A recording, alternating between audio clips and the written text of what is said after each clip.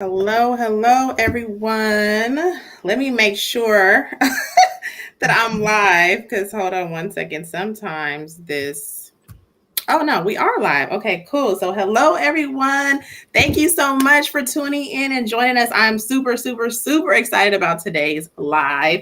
We are with Dr. Rosche. I met her at one of my other business meetings, my contracts business meeting, and I was really impressed by the information that she provided. And after tuning into the live there, I actually added on like two of her recommendations, which I let her talk about a little bit more today, but I switched over my life insurance policy, and I also went with a savings account that she recommended as well. So she provides really valuable information. So I'm really excited to bring her on and share that information with you all as well. And I know you'll be just as impressed as I was. So thank you so much for joining us.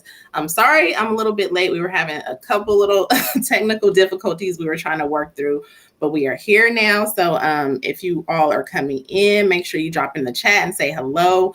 Holler at me, let me know where you're from as you guys come in, and I'll let Dr. Rosche introduce herself. All right. Well, thank you so much, the notary boss. Let's go. So, hi, everybody. I'm in the community of all the notaries or just people who want to learn some great wealth information. My name is Dr. Rosche Brown.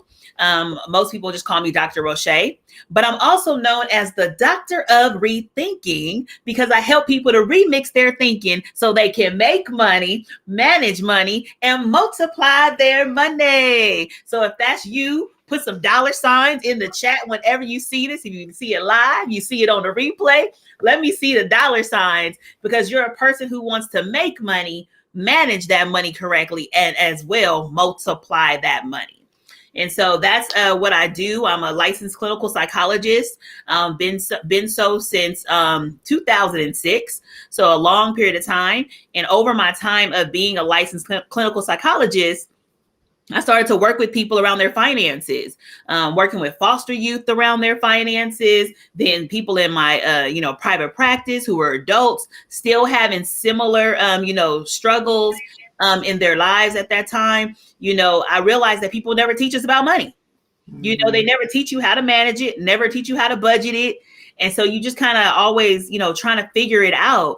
And it can be a huge struggle for you. So that's what I love to do. Hey, I see them dollar signs. Let's go. Yes. All right. So yeah, that's a little bit about me. So for the last 6 years or so, I've become a financial psychologist, really focusing on people and their finances and their money mindsets. That's amazing. That is truly amazing. It's so needed, so much well needed, especially amongst our community, people of color. We need it. We all need it, but specifically in our community as well. And love our people. Yeah, for sure. And business owners as well. I'm now having the pleasure to connect with a lot of entrepreneurs, a lot of business owners, and it's really cool to see people, and we're making money, we're making moves. But the question I've had on my mind recently is like, okay, we are making the money, but then now what? What do you do with it? How can you multiply it? How can you make your money work for you? So yeah, I'll let you go ahead and take the floor on that. Oh, you ready for me to go or? Oh yeah, I think we're ready. Yeah, unless you have anything else to. Oh no. I mean, if you're ready, you're ready. From there. Okay, so yeah, I'll let you go ahead and take the floor. All right, I see Michigan and Texas in the house. Come through, y'all. All right, y'all. Yeah, you guys can continue to drop in the chat too and let us know where you're from. That's always super interesting to see how many people are coming from all different places in the country. That's so amazing. Yeah, I'll give you guys even a little bit more background before I get into the information. So I'm from Oakland, California. Okay, so I'm from Cali. It's a little bit earlier out here than it is in Michigan and Texas. Y'all up late, but y'all going ahead and learning something. So let's go. So that's awesome. But what I actually, growing up in Oakland, you guys may know a little bit about Oakland. I used to say Too Short, come from Oakland. Y'all might know a little bit about him. You might know about Keisha Cole, right? Okay. That's a little bit of Oakland. But, now I'm able to be a little bit more refined. And I can say our Vice President, Kamala Harris. You know what I'm saying? Ma'am. Oakland, hey, Pittsburgh, California. Okay. So we got some Cali people coming in here too. Yes. I love it. I love it. And so just to give you guys some understanding of that, so I grew up in, what people would, deem as like the hood, single parent home. And so everybody in my family and even in my community, they didn't really know how to manage their money correctly. Right. My mom, she was actually better out of the most people in the family. She was the one that people went to ask for money. But, I saw that in my family and I was like, I want to be a person who, has money in some type of capacity, right? But who's going to teach me? I ended up getting my doctorate degree when I was 25 years old. So all of a sudden I was like in the money, but nobody to teach me what to do with it. Some of the strategies that I'm going to teach you guys today were things I had no idea of. I knew some basics, like I should save and try to possibly purchase a house. But I didn't know about other areas of growing my money and making my money work for me. And so that's what I want to cover with you guys tonight. Let's see here. Let me go ahead and share my screen. We hoping all this technical stuff work like it's supposed to do. Right. Off the screen. All right. And I put my website in there, mymindonmymoney.com. If you guys are interested, it's a free case study video about how to change your mood, your mindset, and your money through the love method. Okay, so you guys can go there, and you guys have an opportunity if you want to, jump on a call with me as well to kind of talk about your finances. That opportunity would show up there as well. So let me go ahead and see if I can press the right thing. I'm right here. Is it not liking me? Don't do me like this. Okay. Oh, there it is. Okay. All right. Good. There it is. We are good. We are good. We're good. All right. So here goes our quick wealth masterclass, and it's going to be about making money, managing money, and also multiplying that money. Okay. All right. So let's just talk real quickly about making money. So those of you guys who are notaries or just entrepreneurs overall, this is why you should be an entrepreneur, why you should be a business owner. And I like people to just understand this because a lot of us don't really get why we should be entrepreneurs. But let's think about the difference between a W-2 employee and a business owner. Okay.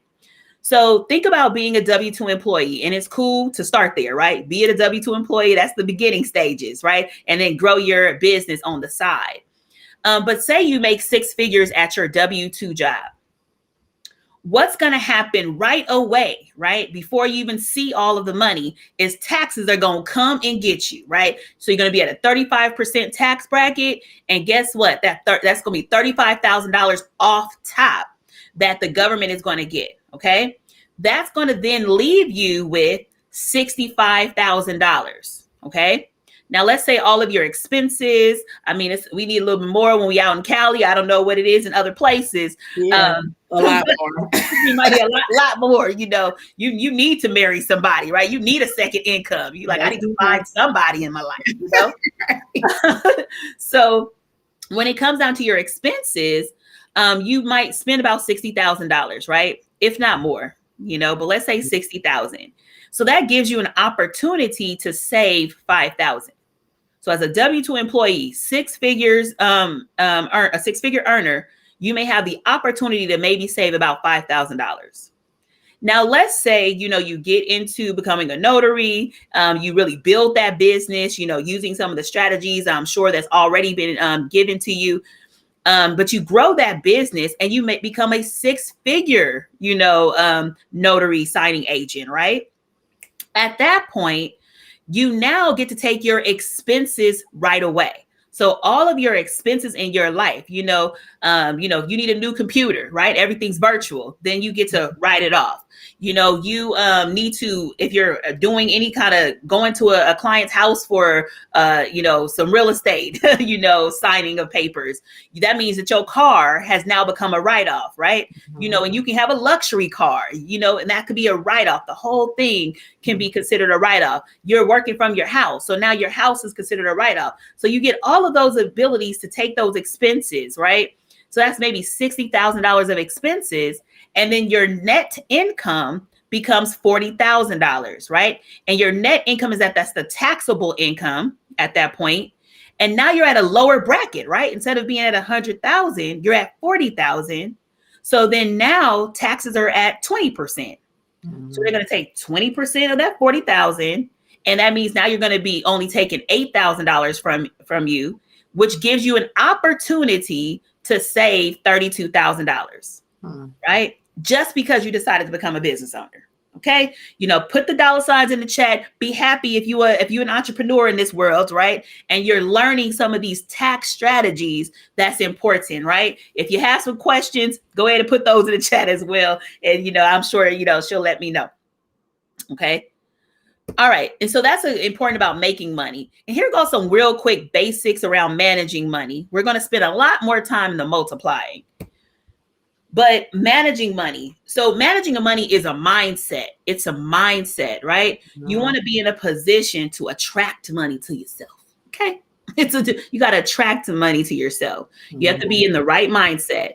You may have to do some healing, around your money, right? Maybe you've been embarrassed how you managed it before. Maybe you feel some shame, some guilt around what you've done in the past. Maybe you're anxious. You avoid your money and don't look at your money. Yeah. Right? All those things, that's like parts of the mindset around money. And it doesn't matter how old you are, right? I don't know if you're in your 20s, yay for you, right? But if you're in your 30s and your 40s and you're just like, oh man, all this stuff is stuff I wish I knew, or even 50s, it's time to just start to say, I can start from where I am right now to become something different, So that's all about the mindset. And what you want to do is stop avoiding. So you want to start tracking your spending, okay? And tracking your spending just like over the last 2 weeks or maybe the last month. Like look at the month of October, and see where did you spend your money? And you just want to become mindful. It's not about judging it. It's not about changing it. It's just starting to observe yourself. Like, what do I do? Where does my money go? And one big thing when people sit down with me is like huge, is that somebody will tell me that they want a house or they want a new car. And then I'll look at their money and they're eating out at like at least $1,000, maybe $1,500 a month for a family. Oh, you know what I'm saying? I'm like, you eating up your house. You eating up your car. You know what I'm saying? Like this, that's the problem, right? You're eating it up. But particularly, I'll say what happened in the pandemic is that DoorDash became even bigger, Uber Eats, right? And so this level of convenience that started to happen for us made us start to, really overindulge in these areas even more than we should. And along with fees, convenience has a fee. Okay. Yeah. Convenience has a fee. And I think what you said was really good about looking at it. I think sometimes as we're spending and going along and swiping our card to get something to eat, we're not even taking the time to look. When you look at all those transactions and look at the statements and actually add up how much you made, it really adds up fast. Like that $5, $4 of coffee over a month. Yes. That up. Just start to, they be like, man, can I maybe make my coffee at least once or twice, you know what I'm saying, a week, right? Instead of going to Starbucks every day. Exactly. Yeah. And I'm not really big on like saying like, being abstinent and abstaining from all good things and depriving yourself. Right. But you want to at least maybe do some harm reduction. So maybe if you, instead of going from 5 days, go to 3, just a simple cutback will make a huge difference in what you'll have in the future. Right. And then also you want to get a budget together. So I'll send you guys a link to a budget. If you guys, go ahead and go to mymindonmymoney.com and just, reply to an email. That'll help. Or you can put my email in the chat as well. It's hello at Dr. Rethinking. So that's DOCTOR of rethinking, rethinking.com. So hello at drrethinking.com. You guys can send me an email. I'll end up sending you guys some links out to like even just some budgets if you guys are interested. Okay. But you want to budget with buckets, right? So your personal checking, you want to start to earmark your accounts. So that can be where your expenses come out of. So you auto debit, from that area, or auto pay from that account. Then you may have another personal checking account. That's more of your swiper account. That's the card that you keep on you. You want to keep them separate if you can. Because sometimes when we swipe in and we know that we have rent and other bills due, we may swipe into those expenses on accident, right? So if you can get two separate accounts, that will help you very much so manage your money a little bit better. And then also have yourself a savings. I tell people to get a high yield savings account, which is an account that gives you better interest. Okay. And so if you want to put these in the chat, here goes a couple of different ones. There's one called Synchrony, SYNCHRONY, Synchrony.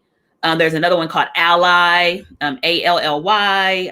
American Express has high yield savings accounts. So there's different ones. You guys could literally just Google high yield savings and look at what the interest rates are on them. Pre-pandemic, they were giving up to like 2 to 3% of interest. Now it's a lot lower, right? But one day we're going to get post this pandemic. I'm just believing in God, okay? One day we're not going to be in this, okay? Right. And then also, if you're starting a business and you're really a serious business owner, right? And you're really doing business, you want to make sure you're not commingling. So have yourself a business checking account where all of your income is going through and all your transactions for your business are being handled through. And then you want to have a business savings, and that can help you with the taxes, right? So when you start making money, you can have yourself a little money date once a week or once a month. And you say, okay, what did I make this month? Go ahead and put, 20 to 30% inside of your savings account. If you don't need to pay that much in taxes at the end of the year, cool. Now you got extra money, but you now have like kind of tricked yourself into saving too. Okay. But you want to have at least an abundance fund. So I call it an abundance fund instead of an emergency fund, right? Because we're not trying to manifest emergencies in our lives. Okay. We want to live in abundance, right? So at least 1 month of your expenses should be saved inside of that high yield savings account. Okay. At least 1 month of your expenses shall be saved. And you can move to the next goal will be 3 months of your expenses saved. And then the next month will be your 6-month goal. Okay. And then you also want to just make sure you're checking your credit, monitoring your credit, whatever. It could be just through your bank that you have a monitoring system. If you want to use Credit Karma, you can do that, MyFICO, different things to monitor. But you also just want to check yourself, make sure you're under a 30% usage. Okay. And I'll have to, it's so many other aspects of credit, but we ain't talking about all that today. Okay? But there's a separate one on that.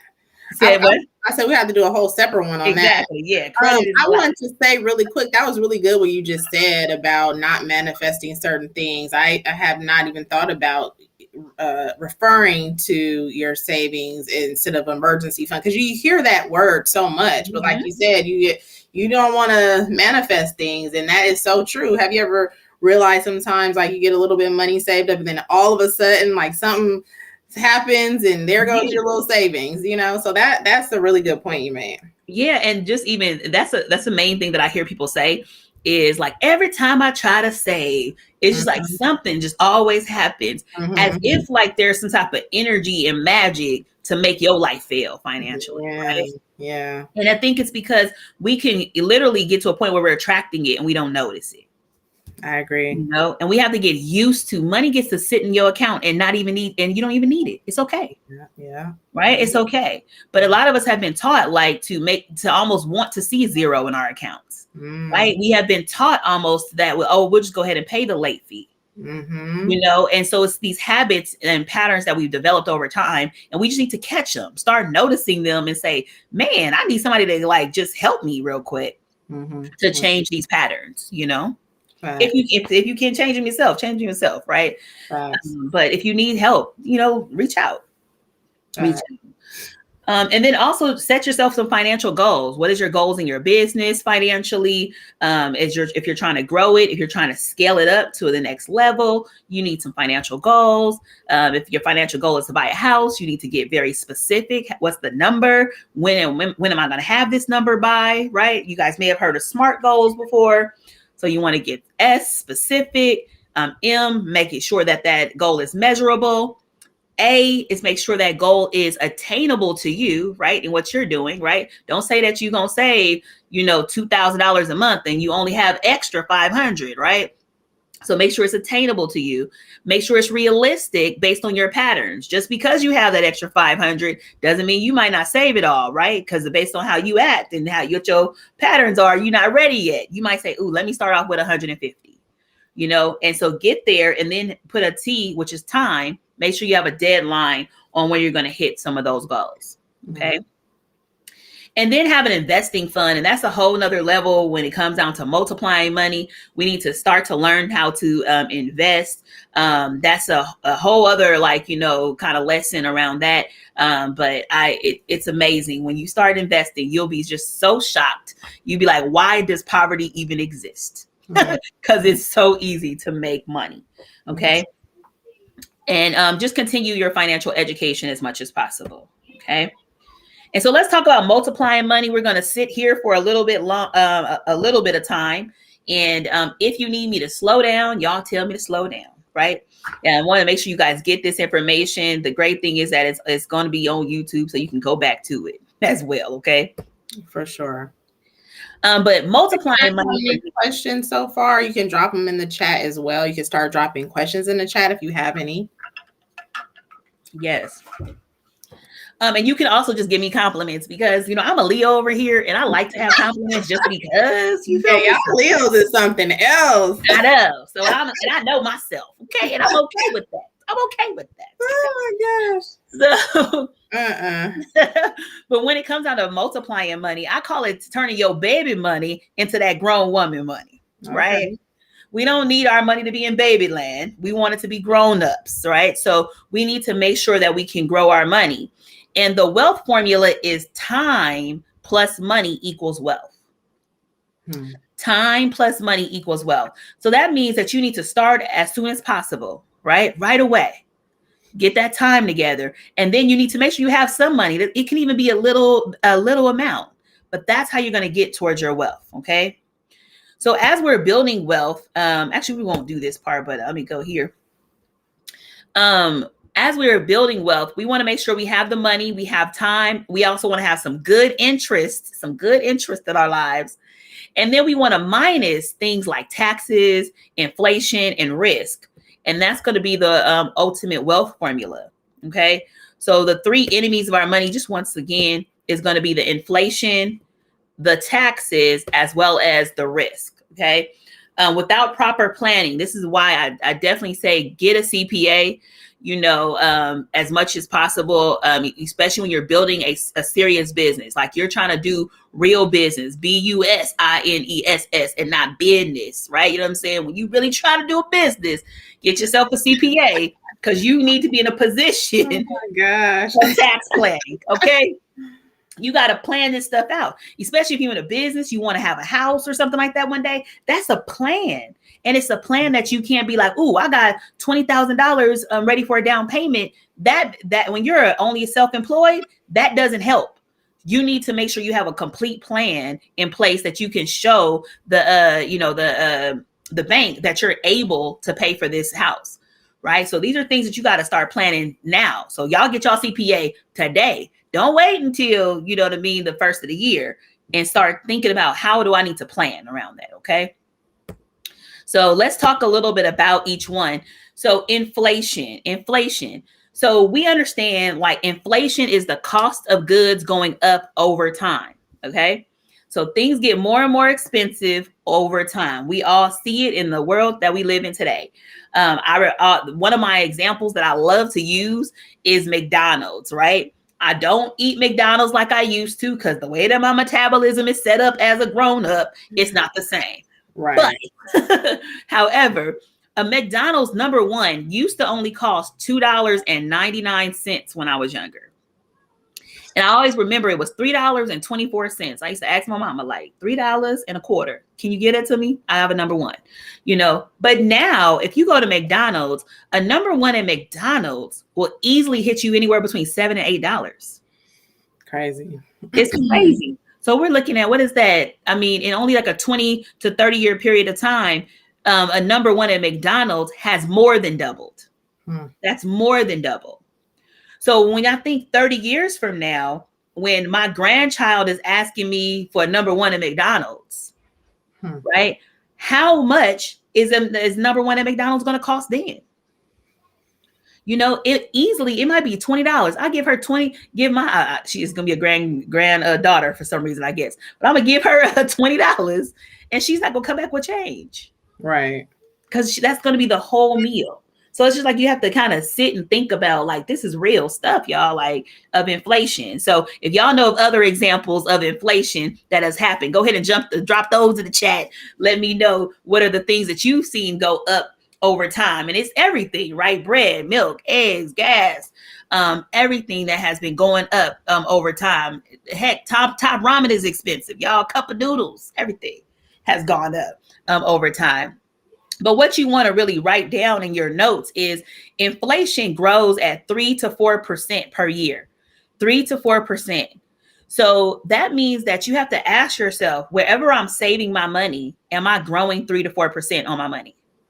Right. And that's just to keep up with inflation. Then you want to go to the next level and ask yourself, like, if at my job, right, or even in my business, is it growing and am I getting a raise at 3 to 4% every year? Right? Because otherwise I'm not in keeping up with inflation. So you guys want to keep that in your mind. Now, one way that we outpace inflation is through this thing called compound interest. And I'm just going to briefly kind of go through it. You guys can there's many videos on compound interest, but what I just want to kind of make live for you in this is that your money grows two different ways. Even it's going to be simple interest or it's going to be compound interest. Okay. And the reason why I put APY at the top, APY stands for annual percentage yield. That's how normally our money grows. So when you see APY, like on like a bank or a savings vehicle, it means that that's how your money's going to grow. Now, most people understand APR. Like, we didn't see an APR before, right? APR is annual percentage rate, right? We see that everywhere. Every commercial you look at, every credit card, every car, every whatever, APR is what we see. That's how our debt grows. And what is very interesting about just this picture that we're looking at right here is that our debt grows compound-like. But a lot of times our money just grows simply. Okay.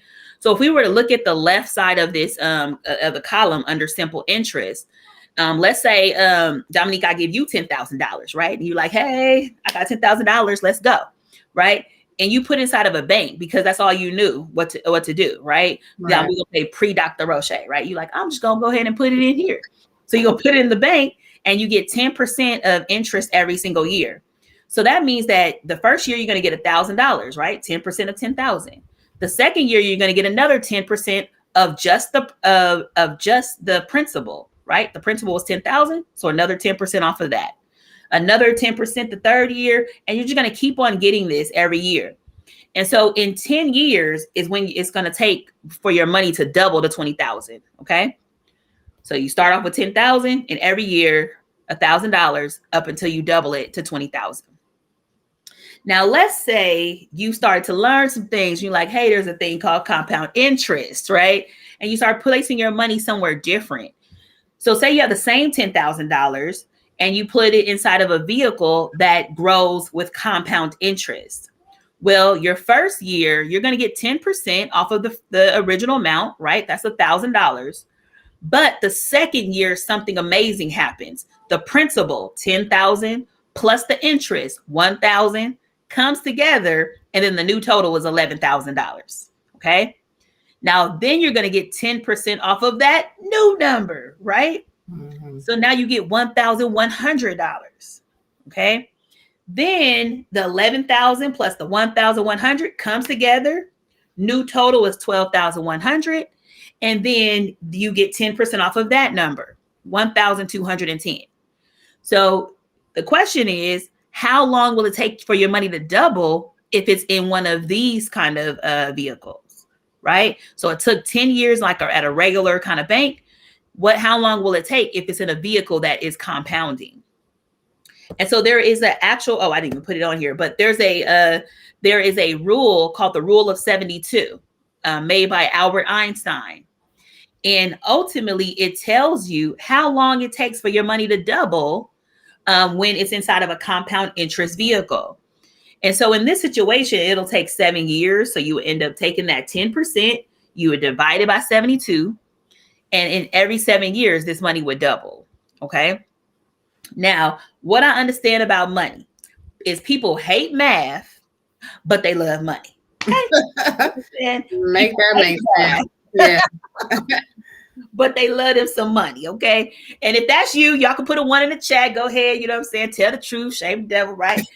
And that's okay. We can hate math and love money. What's important from this slide is circle and write on your notes compound interest. I need some of that.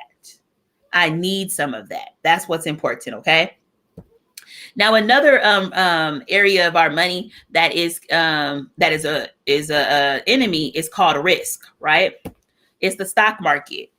And one thing that you guys need to circle in y'all notes is, let me get some money inside of the index concept. The index concept. So if we take this particular chart right here, you'll see that the like turquoise blue line, that is representative of the stock market. Okay, that's representative of the stock market. The orange line is representative of something that's called the index concept. Okay.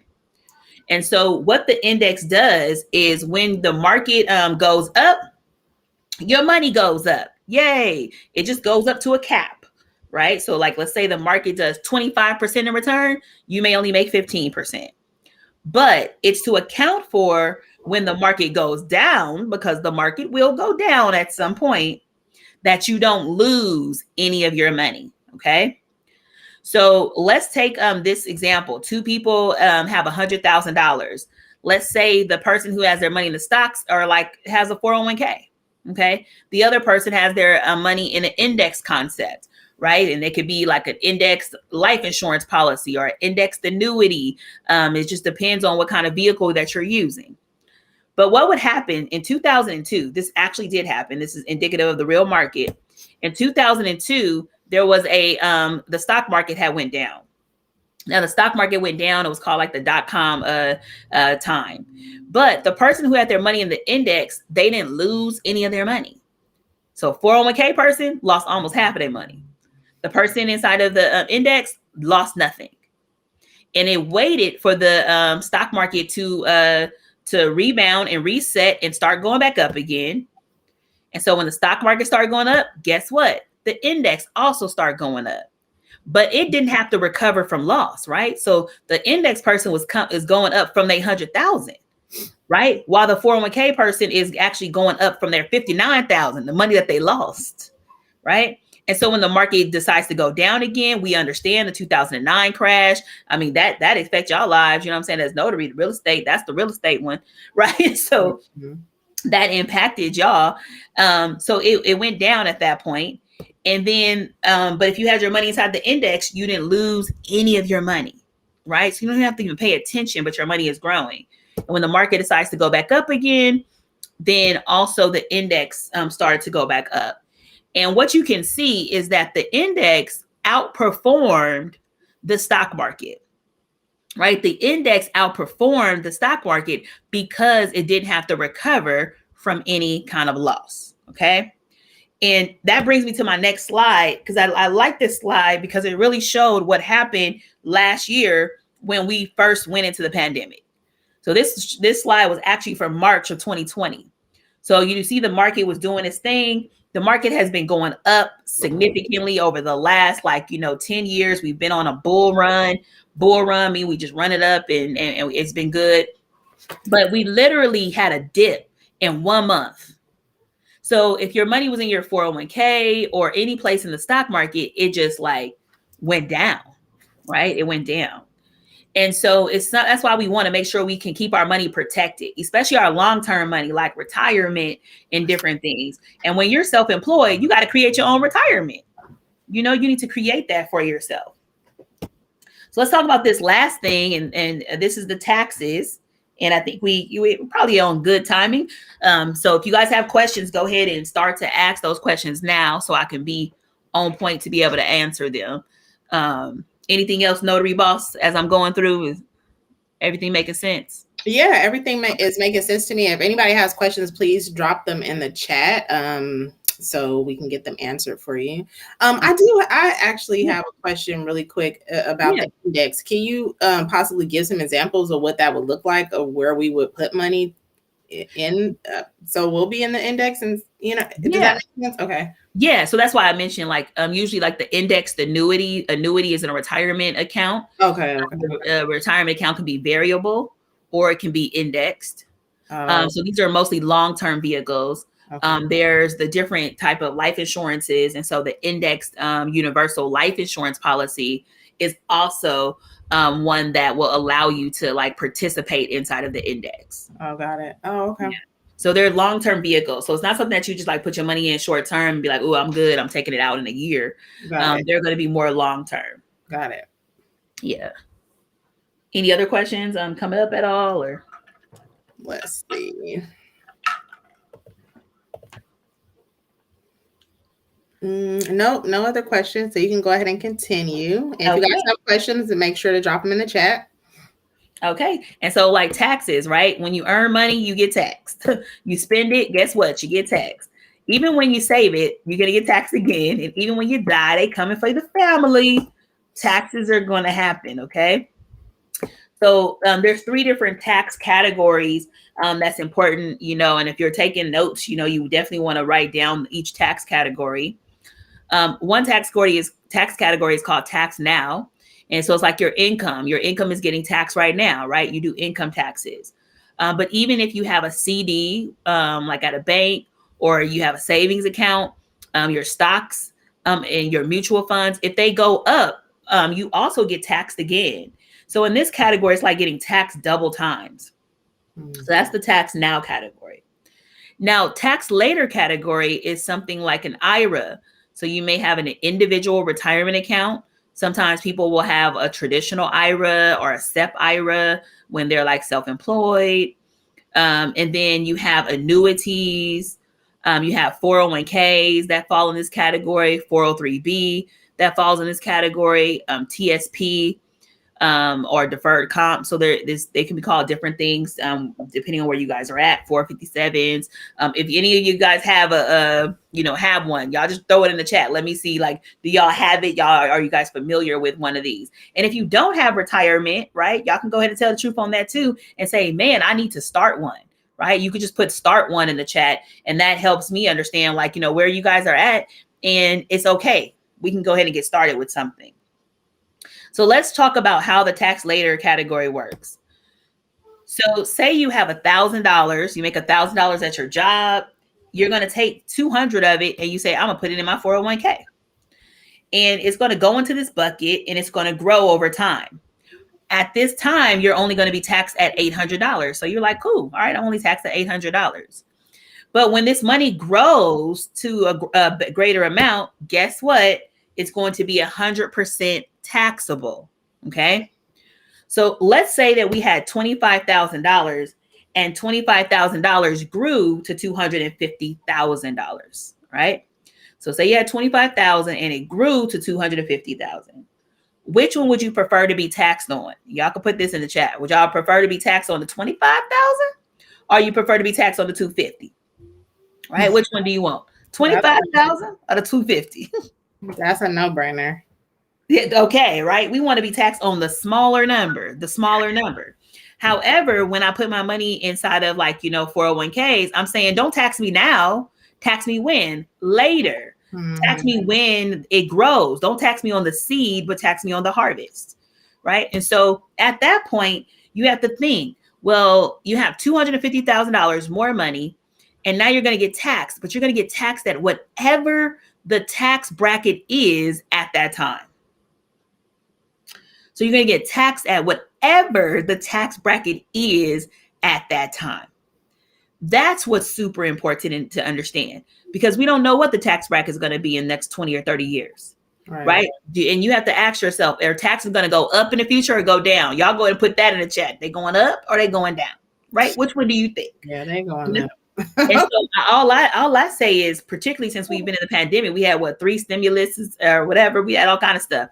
But that means that we had to dip into our emergency fund, right? Because it was an emergency. You know, so how do you replace an emergency fund?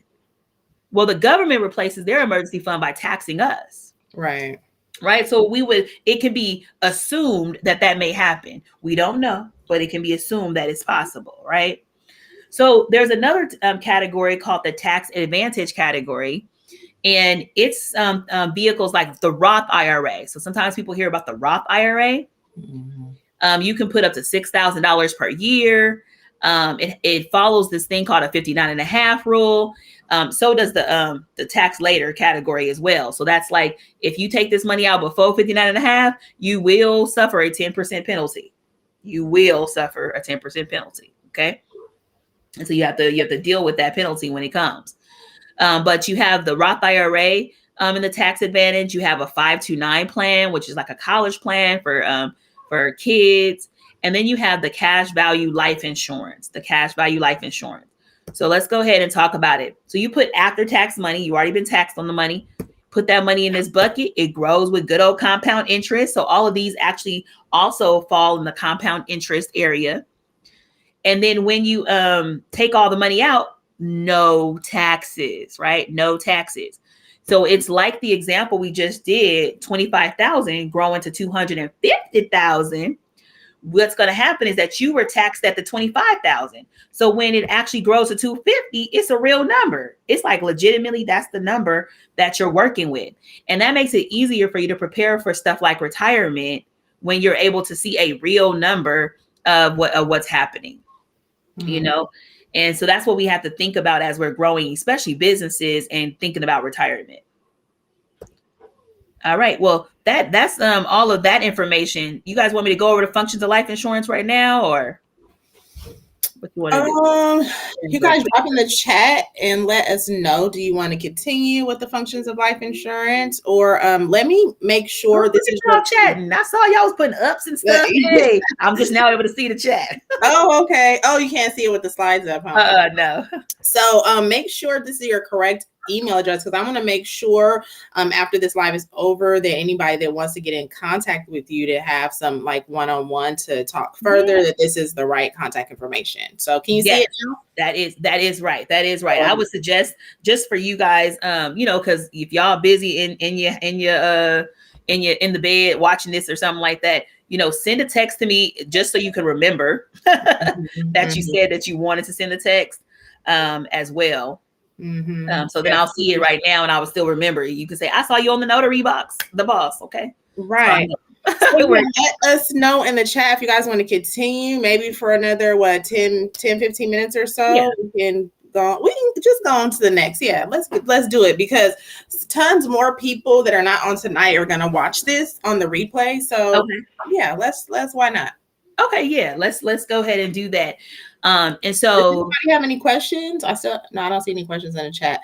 If you guys do, drop them in the chat, and we'll go ahead with the next segment and just wrap up from there. Okay, so let's talk just briefly about life insurance. Okay, and I do all kind of different things, so I don't just do life insurance, but it is something that is not talked about enough and not understood enough. Okay. And so when, you know, we think about life insurance, y'all can put this in the chat, you know, what do you think of when you think about life insurance, right? Most people start thinking about death. And that's where the issue is. Like, nobody want to talk about death, and I don't want to talk about if I'm going to die or whatever, what's going to happen when I die. But the reality is like, that's one of the most inevitables that's going to happen for us, right? We don't want it to happen anytime soon, because I got a whole lot of stuff to do with my life right now. But we understand that it's something that is going to happen. Okay. It's something that's going to happen. And so we have to understand that there's different functions of life insurance. And so that's what I'm going to, kind of go over. And if you guys are interested in seeing a actual sample of my life insurance policy, then y'all go ahead and put, y'all put that in the chat. You guys can put a 2 in the chat to say that you want to see it. And I'll make sure that I'll add that in on the end, but that'll tell me if people are actually interested in seeing an example. Because I think sometimes seeing an example makes it live more for you, and you'd be like, oh, like I will say the example that you showed really brought it to life for me. I was like, to see, because I'm a visual person anyway. So when I saw it, it was like, okay, it made a lot more sense. If that, that makes sense. Yeah, definitely. So I'll go ahead and I'll share it with you guys. I share my actual policy, right? Because I can't be sharing my client stuff, but it's my real policy, and I have 2 of them, and so you guys will see how it works. So let's talk about the functions of life insurance, okay? So main function, I saw somebody say like leaving some money to their children, and is the death benefit, right? So that's like the main function. Like, and a lot of times people think about burial stuff, right? So that's why sometimes their policies are not enough. They might get $10,000, $20,000, $50,000 policy, but you want to rethink this, right? You know what I'm saying? I'm the doctor of rethinking. So let's rethink some things, okay? If we take the time to rethink, the death benefit, we have to understand that it is to replace the income that is going to be lost. So let me give you guys an example just to make it live. So let's say that there's a husband and a wife, right? And the husband is the bread earner. Well, actually, let's just say that don't even happen that much no more, honestly. Whatever. let's I don't even want to speak that, because that's like, I don't even know people that even live that anymore, really. But let's say just 2 of them and they both make the same amount of money. Say it's a family and they both bring in $50,000 a piece. Well, they live like they make $100,000, right? Because there's 2 incomes in that household.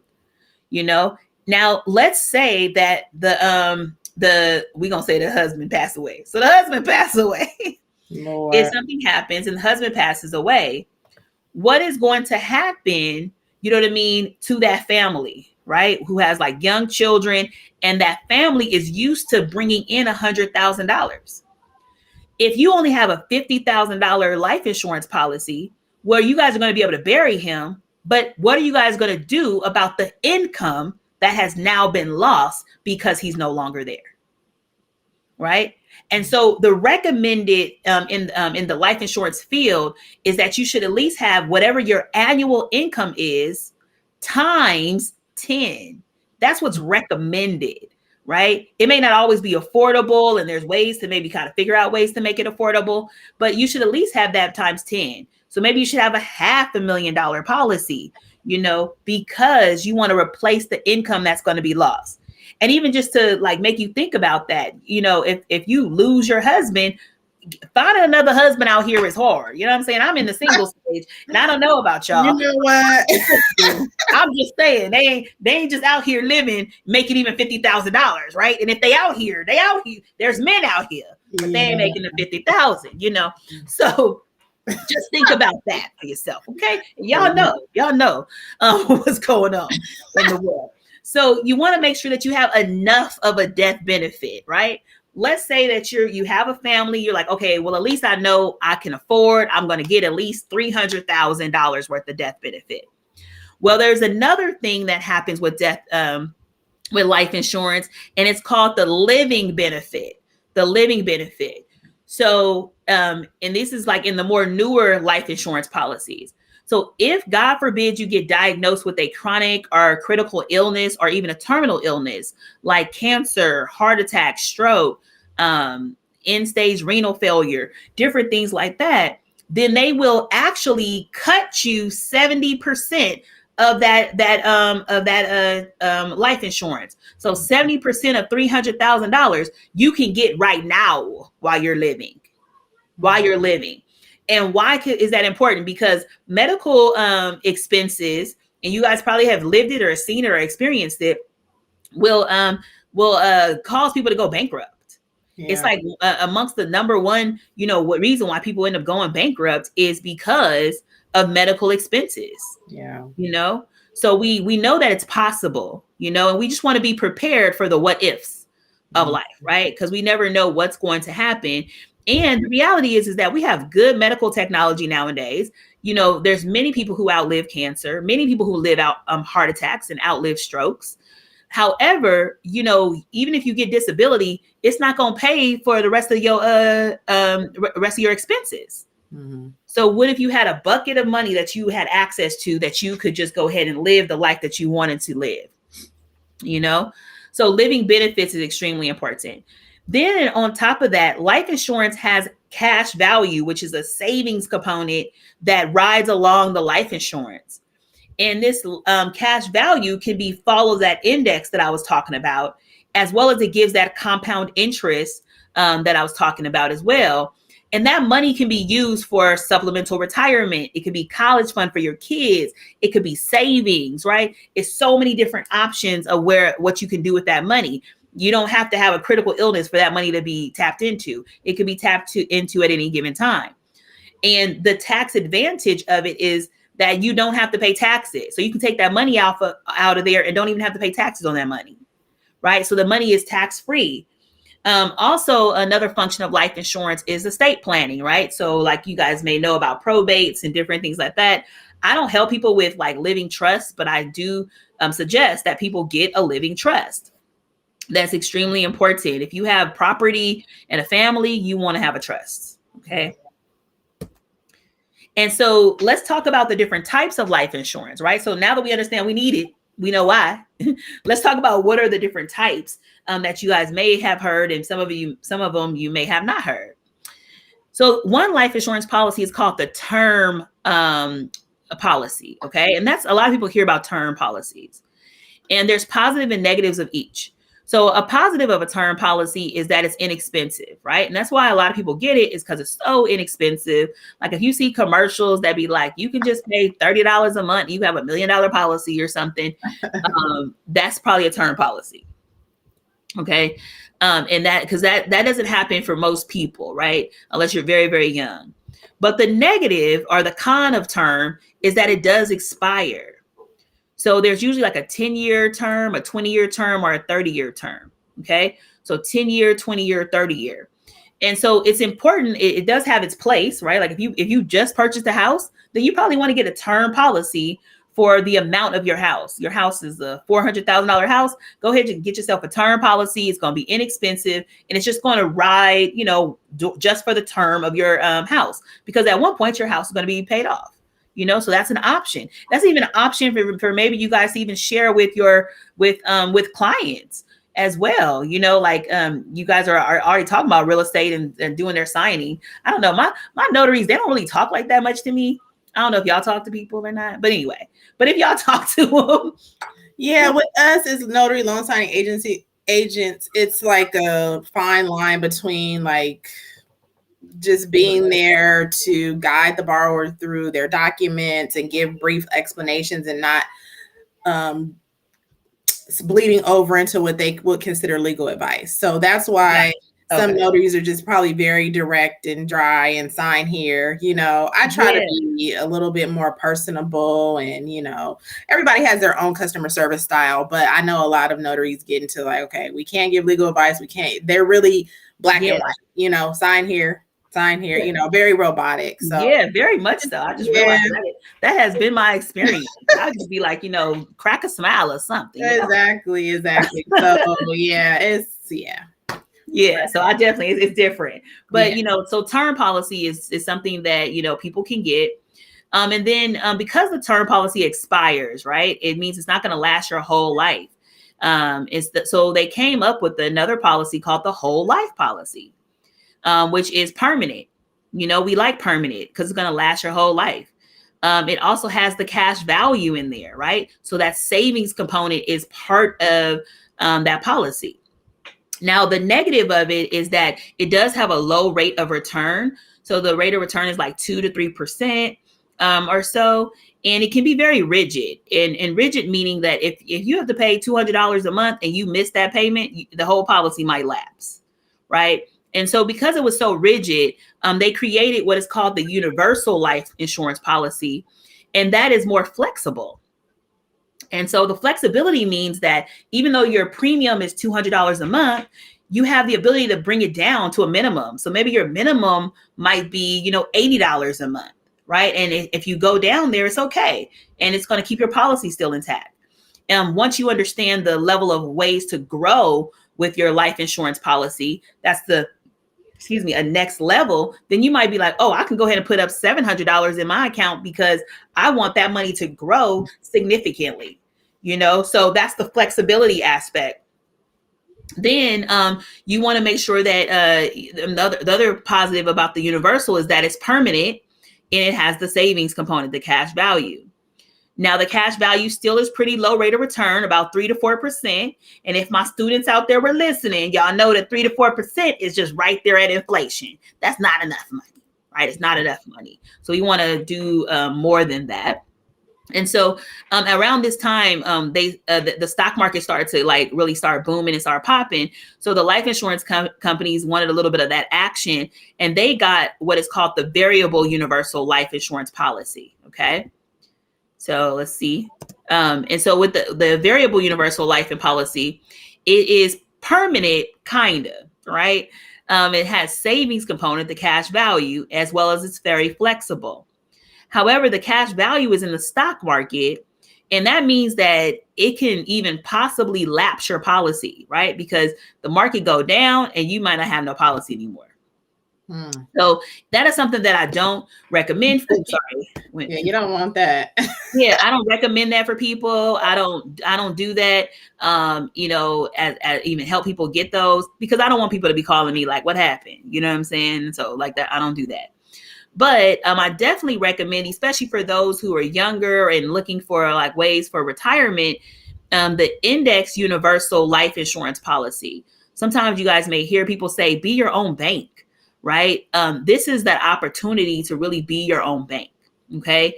And it's known as the IUL as well for short. And it's very flexible. You can put, there's a certain premium that you're supposed to pay, but if you on a financial hardship, you can go down. If you want to put more money in, you can. It's permanent. So it has a good, it stays for your whole life. The cash value follows that index, right? And so when the stock market goes up, boom, your money goes up, right?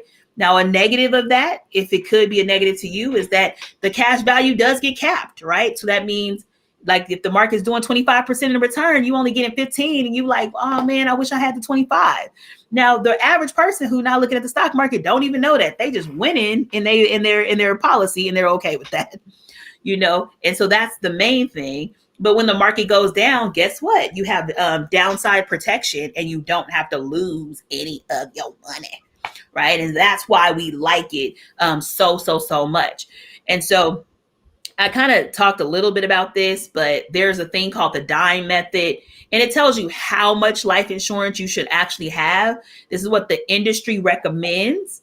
And sometimes like affordability, sometimes you may not be able to afford to get all of this life insurance. So you work with what makes sense for you and your budget. But it is important for you to know it. So the first one is your debt. You want to think about, what is your debt? My debt, like $100,000, let's say. You want to look at your income. So say you were bringing your $50,000 a year and you need to have that income until your youngest child is out of your house and independent, right? So you want to think about it like that. So you have a 5-year-old, that child may not be independent until 25, right? So you want to at least like have for 20 years, you need to at least have that income. That's the way to think about it. The M is mortgage. If you have a mortgage, you need to have, let's say that mortgage is another, $300,000. And then education. It could be education for your children, especially particularly young children. And you want to add all this up. And it's possible that it may be like $1 million. It can be a lot of money, right? Maybe $1 million. But you want to think maybe the income is not going to be forever, right? The mortgage is not going to be forever.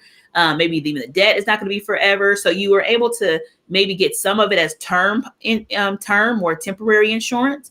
and then get some other that is the IUL that is more so for your long-term legacy leaving and your supplemental retirement. Okay, so those are things to think about. Here goes a quick little stay connected, and I'm about to show y'all my information, but definitely follow me on Instagram, Dr_Rosche, right? You know what I'm saying? Y'all gonna know Dr. Rosche. I'm gonna be Oprah one day. You know what I'm saying? But that's that Leo energy right there. I know. But yeah, go ahead and follow me, on Instagram. So Dr_Rosche.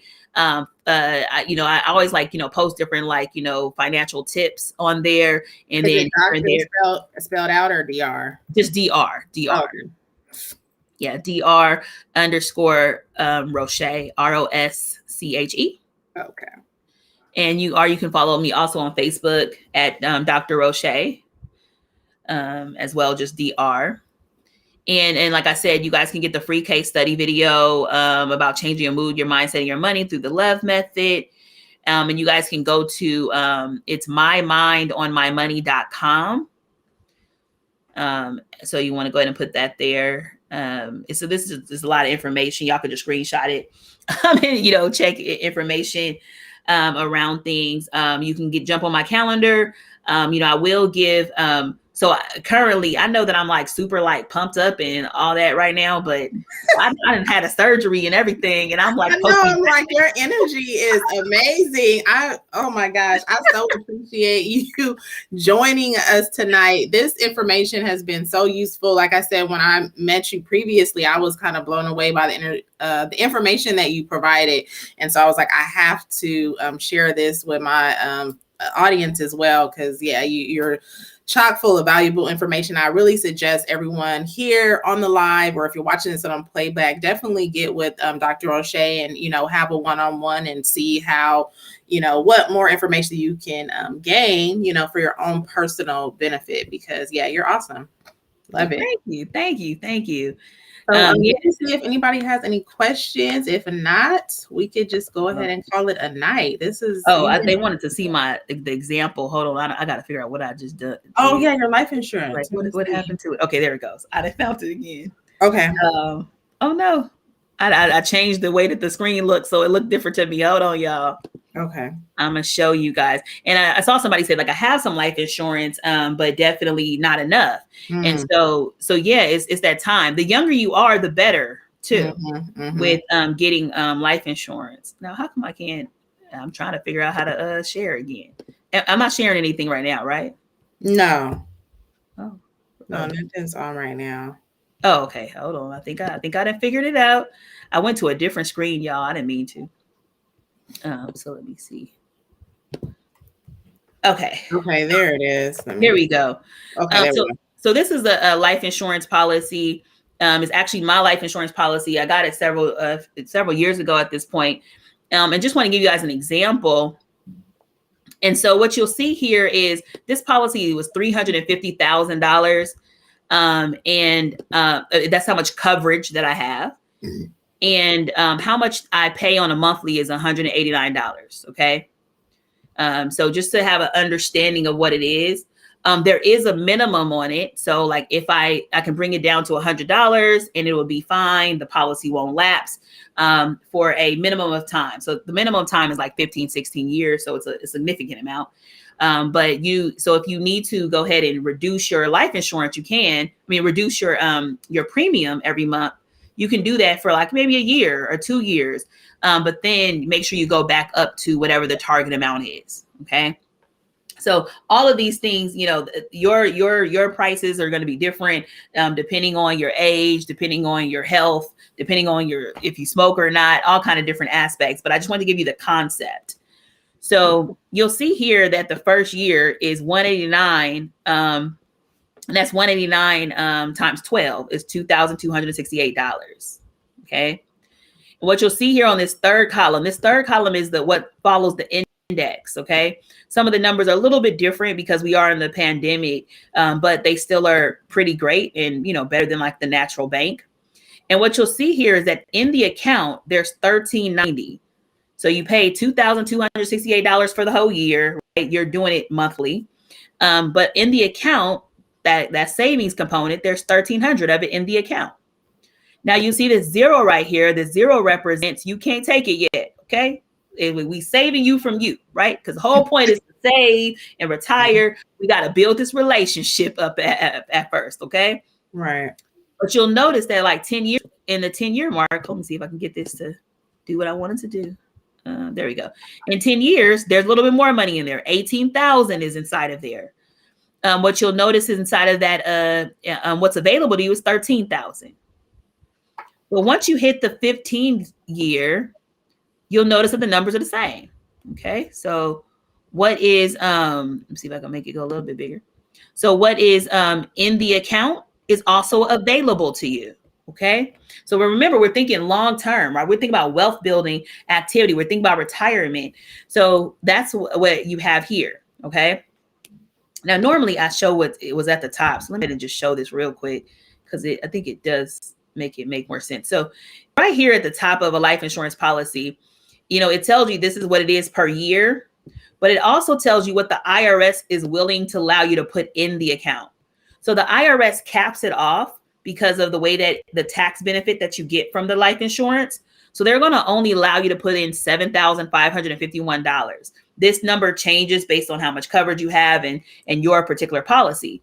But in this policy, the max was $7,551. Okay. And that is the IRS, what they capped it off at. So say you get close as possible. So this is my goal is to retire. And my goal is to put in as close as possible that 7,000. Okay. So I can do it monthly. So that's monthly is $600. So you want to think about, I don't know how much you guys get paid per notary, but you want to think about it like per signing. Like you're like, okay, I get paid $300 on this signing. So all right, if I do 2 signings this month, that's going to go straight to my retirement. Like you want to almost earmark what you're doing for that kind of stuff, because that retirement is part of your life. Okay. And that's what would happen if you were maybe working at a job, but now you have to be more responsible to do it for yourself. Do you guys see the second one or no? Let me make sure I'm gonna have to reshare it. Let me see. Oh, I don't think you guys see it yet. Hold on. Let me reshare. I think I got it so I could share the other one. Okay. That which one is it? I think what you said was just so important because I know a lot of entrepreneurs and they're not thinking about or saving or putting away or retirement. Like what, I know so many people who work for themselves, and when you have an employer, it makes it a little easier because there sometimes could be pensions or funds where the money is just coming directly from your paycheck. But when you are the boss, when you are the business owner, right, you have to allocate all those things yourself or hire someone to help you. It's really important. If not, it's just the years are going to go on and you're going to get older. And then it's like, what? We can't work forever, Right. Exactly. So, yeah, exactly. That's really, really important. And so that's the way that I think of it, as I have clients, like I kind of be like, oh, like, one of my clients, I have a private practice for psychology as well as a financial coaching practice.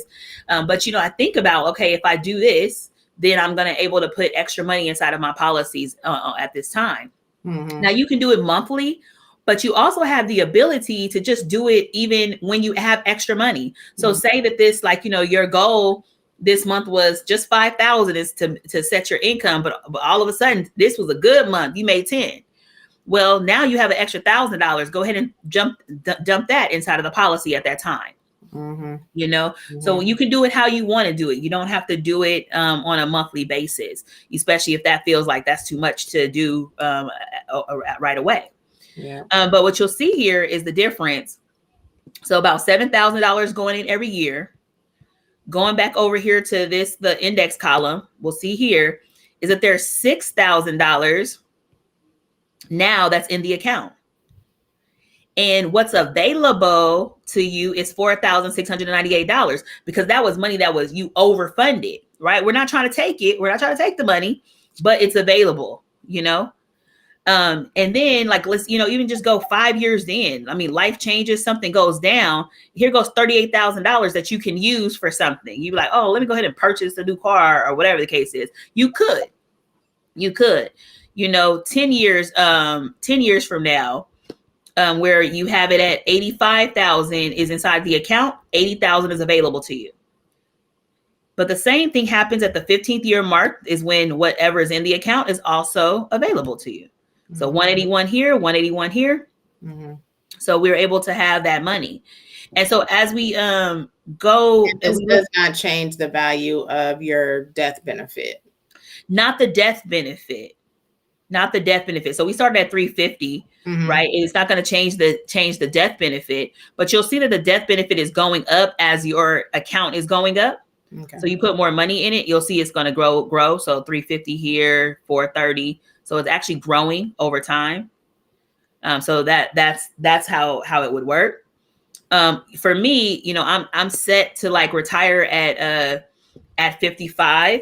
And so I already knew, like, once this was the first wealth vehicle that I understood and I started to participate in. And so my goal was to retire at 55. Now I am like, y'all, like, nope, y'all gonna see me on Costa Rica, something like that in like 2 years, honestly. Just like chilling, living a good life, because I have now been, introduced to even more wealth vehicles at this point. But even just looking at this wealth vehicle is just amazing. So right here you see $72,000 and you see zero, meaning that I'm not putting any more money in there, right? So not adding any more money inside of the account, but look at how the money is still growing, right? Mm-hmm. That 299, kept on growing, almost another $100,000. Mm-hmm. Even though I didn't add any money, that's compound interest working. Okay. My goal was that I was going to take the money out around age 60, and you'll see it go here, $33,000. Right. And I take that $33,000 from age 60. So like 61 is when the year hits, but 60 all the way until age 90. So that's 30 years. That's retirement of $33,000 coming in per year. And $33,000 coming in a year is close to the moment, it's like $3,000 a month. But if you ever look at like what happens for most retired people, how much do they bring in right now? They're not even bringing in 3,000. True. Right. Mm-hmm. So that's an amazing amount. For me, like I said, I may be a little bit more extra, and so I do have 2 policies. But it depends on to each his own on how they want to operate with that. Right. But you see here is that what I contributed to that account was $151,200 over time. I contributed $151,000. What I took out by taking that $33,000 every year, I took out $1 million, y'all. Y'all see that? That was crazy. I took out $1,010,220. That is incredible. That's the money that I lived on, right? Even though people think that life insurance is made for the death, mm-hmm. And then this is right here is my death benefit. This is what my family gets, right? Mm-hmm. And my family is still getting $500,000. So the question is, where can you put $150,000 in and end up getting $1 million out for you and $500,000 out for your family? This is game changer. Yeah, nowhere. That's why I said when you showed me this, I was just like, huh? Sign me up. Yes. This is game changing, generational changing kind of information that people need to know. Yes, definitely a wealth builder. Like I said, it blew my mind. I literally couldn't even really believe it. That's why I said, like I said, I'm a visual person, but when you showed me the policy, the numbers, I'm just like, okay, let me follow up with her because it just makes sense. It just makes sense. Yeah, and like you said, and then now the more time goes on, the more you learn. There's other vehicles, hopefully, that I'll continue to learn because, I know there's a ton out there, and so many of us just don't know. So, I know we always hear the term knowledge is power, but it's real. It's real. Yeah. So, yeah, if it's something that you guys are interested in, like investing in the stock market and all that kind of stuff, I'm going to the next level. I got to create the program, but like I would love to, like, share that, because I'm like, that's mind blowing, like mind blowing. Okay, that's gonna be our next conversation then. I want all the information, all the resources. So let me see if anybody has any questions. It doesn't look like it. If you guys don't have any questions, we could wrap up. Let me make sure I put your email address up here again. This is your website, mymindonmymoney.com. Yes, is your website, and then email is hello@drofrethinking.com. So definitely you guys reach out. We got blown away with tons of great information. So make sure that you follow up, and you can get more information one-on-one. I really, really, really appreciate you for coming on and talking to us tonight. I cannot thank you enough. Thank you all for tuning in, and all of you who will watch on the playback. Shout out to you guys as well. Make sure, if you have not already, make sure you like, share, subscribe. Definitely you can continue to leave comments here as well. And I will see you guys in the next video. All right. Good night. Peace. Bye.